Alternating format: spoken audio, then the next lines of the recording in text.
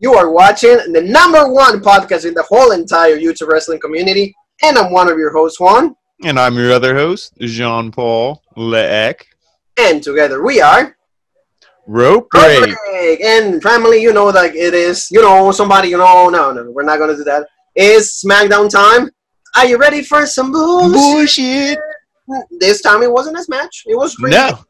No, this, like, a majority of the show was really good. It was, the IC title.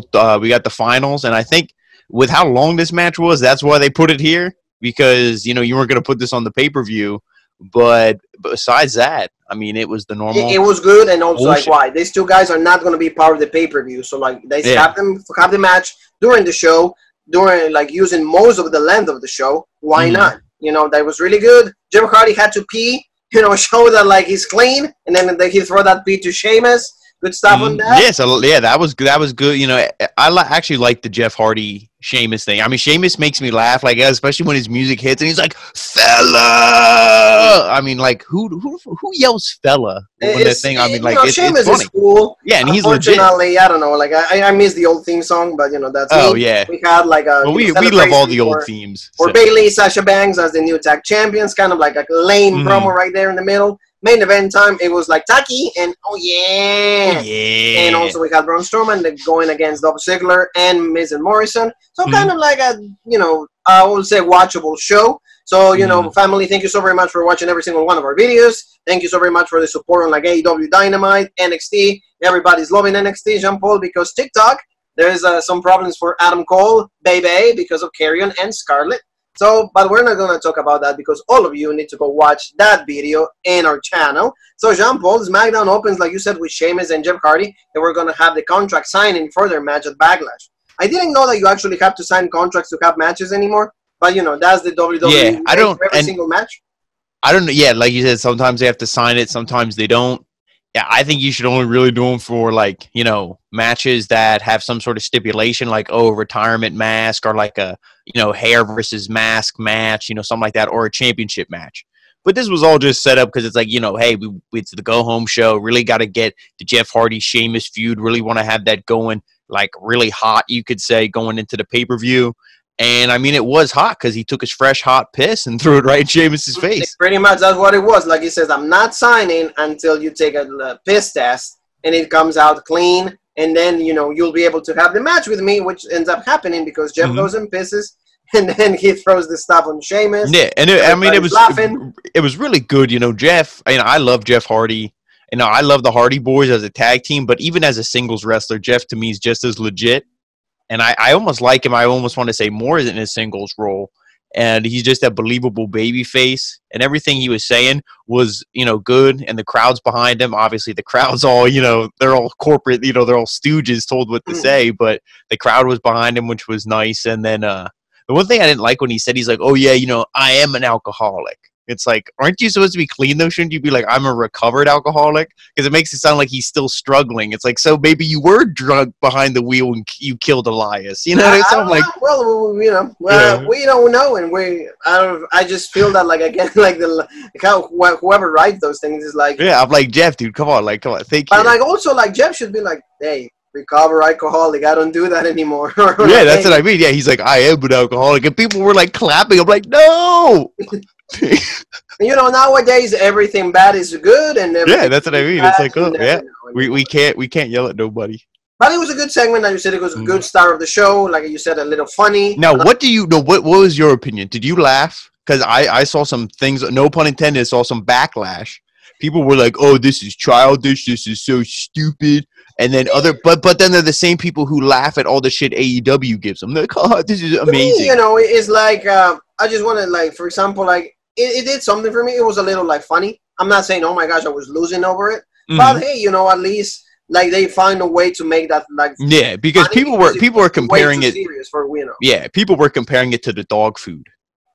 No, to me it was more organic because it's like you embarrass this guy, you frame him, you try to say he's a drunk, try to frame him for almost killing Elias, all this stuff. You make him pee. I mean, he had the box around him, but you made him pee in front of everybody, make him look like a fool, it's justice to throw that in Sheamus's face. The dog food was just a stupid angle. Oh yeah, you know what I mean? Like, it was all like, and like you said, I agree. Yeah. It's like a get back at him. So no, not comparable enough. And the way Sheamus sold it was legit too. How exactly. he's like, oh my god, and then later on, you could see him like he was like gargling. He was kind of like trying to clean like and then the doctor comes up. He's like, so. And his face and all of that, and then the and he's like, Matt. He's like, Jeff Hardy's piss was clean. He's negative. So it's like, and he's like, and then okay, but like so it was a decent start of the show. For a lot of people that hate is because they take it like up to hard with the struggles that Jeff Hardy has had. But you know what? Like if WWE is doing it, is because they probably like ask him for permission, like we said last week and 2 weeks ago. So like he's. I mean, and also think about it. Like if it gets Jeff Hardy over, and if it gets him, up the power rankings to eventually challenge for the Universal title, why the hell wouldn't he do it? And and it's TV time also. So and like exactly. That's what like he has to think money. about. So, yeah. So Jean-Paul, New Day against Shinsuke Nakamura and Cesaro. Good match. Good match, and actually we got the right winners. Yeah, I was gonna say it was a good match because legit people won. Again, nothing against the New Day. I do love the fact that they said, because we had the IC title finals, they said all 4 of these guys are all previous Intercontinental champions. Yeah. So that's super legit there, and it was good. I mean, obviously the match wasn't super long, which again we'll get into in the next match, but it was good, and it set up a feud. I thought maybe Heavy Machinery would kind of eventually go towards the tag titles. It seems they're still kind of flirting with the Braun Strowman thing, so they're not leaving that. So, I mean, if the title feud's going to be Shinsuke Nakamura and Cesaro, I'm fine with them being tag champs. Let Nakamura have more goals. They don't have anybody that is their boss. It's like they don't have like a main guy that like tells them what to do. If they stay as a tag, they're fine. Both of them are talented. Yeah. And they can lobby for that championship, and I wouldn't be upset if they because I mean, if like I said, I'm a Nakamura mark. I think he's legit. He's especially like underutilized in WWE. Triple H knows how to use these guys. Vince McMahon, main roster, and like we had on the channel, all creative is now being done. Not this episode, because this was it's SmackDown, so he does it anyway. But everything moving forward is going to be done by Bruce Pritchard. Yes, it was also like it all kind of have the same feel and the same vibe. They don't know how to use these guys. They say they're not charismatic and this and that. But if they end up giving Nakamura and Cesaro more gold, I'm fine with it. Oh, yeah, and that's what I mean. And that's what I really like. And also, like you said, I really appreciate the fact that like if Nakamura is being portrayed a little better. That's awesome. And Cesaro as well. And, the match pretty much ended with Nakamura kind of hitting a version of the Codebreaker, a move that like even the Champion doesn't use anymore. The only one that does it is the Unbreakable Lexi Gomez. A shout out to her. So, like he hit Gofield with that, and then he rolled him up, 1, 2, 3. Nakamura and Cesaro wins, and like in Jean Paul's book, and thanks to WWE, they automatically become #1 contenders, so they can lobby for a match. And maybe at Backlash. Yeah, I mean, I don't think there'll be anything at Backlash. Now, if you want to keep this feud continuing, you could maybe have them have a match at Backlash in the pre-show. Some kind of screwy bullshit goes down, DQ, double count out, whatever, and continue the feud. Now, that I'd be fine with. Now, if it's a match and Nakamura and Cesaro win the belts, then I'm like, oh, they're probably going to lose them on Friday. Yeah. Because to me, then that just smells like bullshit, but we'll see what they do. I hope they make the feud at least legit. Yes. So now when Jean Paul, we go to like Taki and Otis are backstage, and they're kind of like going through the match that they're going to have like alongside. He's all blindfolded. He gave him like what, sausage? That was like sausage. He's like, oh, we got to test all your senses. So he like rang a bell. It was supposed to be for his hearing. And he's like, oh, nope, that's a bell. I know what that is. And then he's like, oh, we're supposed to like look here what side it's coming from. Yeah. So then he had like it looked like hamburgers or something on a plate. And he's like, and then Mandy comes up and kisses him, and he's like, oh, Tucky, I appreciate it, but he's like, I don't know. Like, he's like, oh, like, I don't know. Oh, that was cool. And like he took he's like, oh, it's my peach. You know, like, and for us, like, that will look legit if that will happen to us. But like, again, we will keep saying that Otis is the guy that like actually had the best 2020 out of all the whole entire humanity. So like, he got 2 kisses with Mandy Rose. Like, what else can you ask for? So they go over the match, and Mandy's like, hey, I just came to wish you good luck and also give you the Money in the Bank briefcase. And Taki was like, hey, this might be our night. If you see that Braun Strowman is actually kind of like distracted, there you go. We get a new, we got our chance. We cash that. And like I said, I don't like this keep teasing with Strowman, because if he cashes in on Strowman, I mean, anything is possible. Literally anything is possible, but I feel he cashes in on Strowman. That's a waste. Oh, yeah. Yeah. And you got to we'll think, see what they do. I mean, and look back at the last, 3-4 Money in the Bank winners. They've all been kind of bullshit, if you really think about it. Oh, yeah. Like, yeah, I love Otis, but like a legitimate Money in the Bank winner, no. But yeah, it's hard to tell. I will tell you that much. It's hard to tell. But, you know, that's what they had for us. But now we're going to go to actually like the main dish of this show. That happened like around 8:45, 8:50. And that was like the finals of the Intercontinental Championship tournament. AJ Styles going against Daniel Bryan. And they gave us a classic. Yeah, 3 commercial breaks during this match. What does that tell you? This was a long match. This was over a half an hour, I would say. You know, not counting the entrances or anything. Legit match. It told the story. It was AJ Styles working Daniel Bryan's leg. Daniel Bryan working AJ Styles' arm. One for the yes kicks. The other one for the phenomenal forearm. So, like, it told the story, and it was super legit match. I mean, the submissions, you know, like I said, they're wearing down. It wasn't just guys doing moves just to do moves, and it's like, oh, like, you're not really focusing on any part of the body. It kind of had that, like, you know, you could say really like wrestling mentality versus like a sports entertainment mentality for this match. Yes, exactly. And, you know, that's the stuff. It was like like one of the better matches that they had. Yeah. It was like really, really great. And in the end, like you said, the right guy wins because, like, the last time Daniel Bryan was the guy that won, you know, because he became the WWE champion thanks to the low blow and then the running knee and done. But this time, I love that year for AJ Styles for his nuts was like the year we're all having right now. Oh, yeah. Like between Nakamura and like everybody else, like his balls are like how we are right now, like completely done. Yeah, it's like those memes that we've seen, Triple H and China, and then you see like Stephanie's like COVID. Yeah, it's like, yep. There you go. Or you see like the guy, the journalist from that episode of Dark Side of the Ring with like the guy that like, what was the name that like he punched in the face? Oh, yeah. I forget what his name is. I know who you're talking about. Yeah, it's like, you know, my 2020, and it's like the guy's all like jogged, and then it's like COVID, and is the journalist. So pretty much like that. It's true, Jean-Paul. But in the end, we have I love the ending sequence because he was going to go for the running knee, but then he countered with the Styles Clash, and then he did the phenomenal forearm. 1, 2, 3. AJ Styles becomes the new Intercontinental Champion. He's not a Grand Slam yet because he hasn't been tagged. But once he accomplishes that again, he'll be Grand Slam because he's been United States, Intercontinental, and he's had the WWE Championship twice. So, you know, good stuff for AJ. He deserves it. Like you said. Oh, like, yeah. AJ Styles, to me, is the wrestler of the decade. You know, like, I mean, we're at the end of the decade now, or like a start of the new decade, I guess you could say. But, like, we're still at the tail end of the other one. So, from, I would say, the last decade, he was definitely the wrestler. I mean, you could say maybe Kenny Omega, Kazuchika Okada, but I feel they kind of came towards the tail end. AJ's been doing it since 2004, 2006 on a high level. So, like, you know, he deserves it. Daniel Bryan, I think, he deserved it just as much. That's why you're so invested in this match because, like, you know, it's like, oh, both these guys deserve it. It's not like there's one legit guy and one jabroni, and you're like, oh, okay, the legit guy's clearly going to win. I don't care. You know, you wanted to watch it because you were invested because both guys deserved it.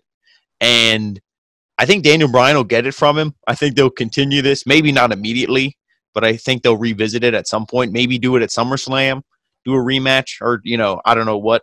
But the one thing I'd want to say, I don't know if you saw it, Brie Bella actually tweeted out a picture of the IC title. And fans were all like, oh, what is this bullshit? Like, does this mean Bryan won it? Because it was just pre-taped and this and that. So then she quick deleted the photo. And then AJ Styles ended up winning it anyway. Well, I mean, like, she probably do to taunt. Also, like, they're pretty much told to taunt and then, you know, to, like, for you mess with, like, the masses. And that's what they did. But good stuff, I said. The tweet and delete. I wish they would tweet and delete Total Bellas. But well, yeah, you know, I don't even watch, you know, like, all I know is, like, they had, like, a lot of... I don't watch either, but believe me, ratings, seeing the commercials is enough to make me want the show to be I guess they revealed the sex of the kid. She's having a boy. Who cares? You know, I'm feeling happy. I wish when it was born, it would be like, nah. You know, I'm not even, you know, like, I'm not a fan of neither one of them. You know, whatever they do, that's not my business. So, you know, Jean-Paul, we go to actually the celebration.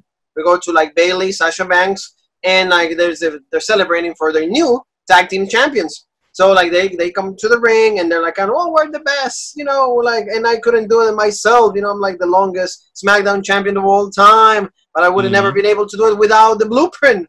My best friend in the whole world, Sasha Banks. So they're kind of a pretty decent promo. They took pictures with Michael Cole, I think it was. Yeah. And then it's like, I wrote a poem for you. So I'm going to recite it to you, Jean-Paul. And then thank God, like Alexa Bliss and Nikki Cross, came out. You say thank God, but I hate these segments because it's like, okay, either the Iconics are either all 6 women are gonna be in the ring, or there's one team's gonna come out and the other one's gonna be on the Tron, or some kind of bullshit. And they're so predictable. I don't know why you can't have it where just one team comes out, cuts a promo, promotes the match, like Bayley and Sasha could. They're the champs, and then they walk backstage, and then that's it. Like we never get that anymore because I wouldn't be upset with that, but of course you gotta feature everybody, and even you don't gotta. That's just WWE's new bullshit mentality. You got to get everybody on the card. No, you don't. Everybody on the shows, even but it's like nobody feels special because we see him every night. You know what I mean? Like if we didn't see Alexa Bliss every week, and Juan only got to see that biscuit ass, only once or twice, a month, he'd be like, wee, even more so. But you see it all the time, and it's like, okay. I would, but hey, you give me a little bit of a biscuit butt, I'm not gonna ever be offended by it. So hey, if you want to keep bring me more. Like Ryback will say, feed me more. Bring me biscuits. Okay. Oh, speaking of Ryback, do you hear he might go to AEW? Yeah, he might go to AEW. Bullshit. Hey, if that's what they like, hey, we will be reviewing them. Yeah, pretty much. So main event time, Jean-Paul, Taki, Otis, Heavy Machinery with Braun Strowman going against Dolph Ziggler, and of course Miz and Morrison. After that match with Styles and Daniel Bryan, all the energy, I think they sucked that out of us. Oh yeah, you know what I mean? Like, just like, what can happen? But before, when the match was taking place, Baron Corbin was taunting Otis. It was like he's like, oh, I'm gonna go and approach Mandy Rose, and then of course Otis. The thing that I thought was so stupid was how it was like Tucky and Ziggler were in the ring. Tucky had him up. I don't know, he was going for like a power slam or some kind of move, and then Corbin comes on the screen. And he just kind of slowly lets go of Ziggler behind his back, and they just stand there and they're watching. I'm like, Ziggler, fucking super kick him and roll him up. I'm like, what is? It's like, are we all checking out what's going on, or are who gives a shit if I'd be like, okay, Corbin's talking to Mandy. I mean, maybe Ziggler. Okay, I will give them a tiny benefit because Ziggler does also have the hots for Mandy. So maybe he was like, oh, I want to see what's going on here. But see, then it should have been something where maybe they both ran back. Ziggler and like you said, they got to keep it like it is. It's like, hey, we're having a match. If the other ones gets distracted, that's not my fault. I'm supposed to, I want to win. If they leave, cool, because then I can take advantage and win. Yeah, that's what so it was like stupid booking, and it's like, okay. Again, it's the same thing we said earlier. Why did Corbin's not involved really in anything. He was at shit last week with his crown. Why do we need to see him this week? Why, this served no purpose. He got his ass beat. The face, and the faces still win. Otis came out at the end, so it's like, okay. What does that matter? You know what I mean? It's like you took a long detour for no reason. Yeah, and in the end, they end up winning. Yeah, that's what I mean, because I thought it was going to be, Miz and Morrison are going to win, so they're like, duh. So then when they lose at the pay-per-view, so we have all the baby faces. Even Mandy came out, and they were all celebrating. And that's how the show ended. Of course, we had a little bit of a thing with Matt Riddle. That's even, cool. But, I don't know what the future of Raw. I don't know the future about anybody. Like I said, to me, you want to make him – you want to do it – it's hard to say because I want them to debut him and be like, oh, right against Styles. But that's the same shit they did with Ricochet with the United States Championship. And then Ricochet lost because you're not going to have Styles lose it right away. And that would be the same thing here. And then it's like, oh, so Matt Riddle loses his first couple matches. Well, then he's a loser. So it's hard to say what they do. I mean, who can they sacrifice on? I mean, the only thing I would do, I think Baron Corbin eliminated him in the Royal Rumble. That's the feud I would go. They're fine with having Baron Corbin lose all the time. So that should be the feud. It's a win, and then maybe, for example, I would love to see Drew Gulak. Him versus Drew Gulak. They had that match at Evolve. And also, I read about something about Evolve. They are thinking about, because of all the situation with COVID, they're gonna probably sell all the videos, all the tapes, all the filmography. They're gonna send it to WWE. because they're pretty much out of business. They should do that. Bring them guys in, and they should have it kind of be like a developmental brand. Because NXT is not developmental. Have Evolve be developmental, like FCW. Or for example, like, hey, split a little bit of guys, because like Vince is using a lot of the guys from NXT because they're supposed he's really unhappy. And you can put the Evolve guys in the crowd, make the crowd even bigger. Oh yeah, do stuff like that. But that wraps it up for SmackDown, Jean Paul. Like you said, it was a pretty decent show. Thank God for the Styles and Bryan. That's what gave the professional wrestling vibe about the show. Outside of that, this was like the classic matches. Like, was it Angle and Lesnar? Was it the Iron Man match? That was the Iron Man match. This will go. I'm not going to say that it's better than that, but this match will be on those lists of like, oh, what's the top 10, top 15 free TV matches? This is going to be on those lists. Yeah, I mean, it's probably one of the best matches on TV out of like probably the last 5-6 years, easily. Oh yeah, easily, because this guy's put on a really. It goes right up there. What was the other good one that I can think of in memory? Was probably Daniel Bryan and Adam Cole. Yeah, Daniel Bryan. That was really good. Daniel Bryan. Hey, there he is. Match with Seth Rollins. That was also. Yep, that was legit. That was legit. The first gauntlet match that was actually legit, and then they were like gauntlet matches every week. And then they wanted to do gauntlet all this freaking time. So Jean Paul, this sums it up for you and me. Thank you so very much, family, for watching. Please give us some comments. Don't forget to subscribe. Where they can comment and don't forget also to follow us on Facebook, Instagram, and YouTube, The Original Rope Break, and Twitter, The Odd Man Out, The Batista because he walks alone, Twitter, The OG Rope Break.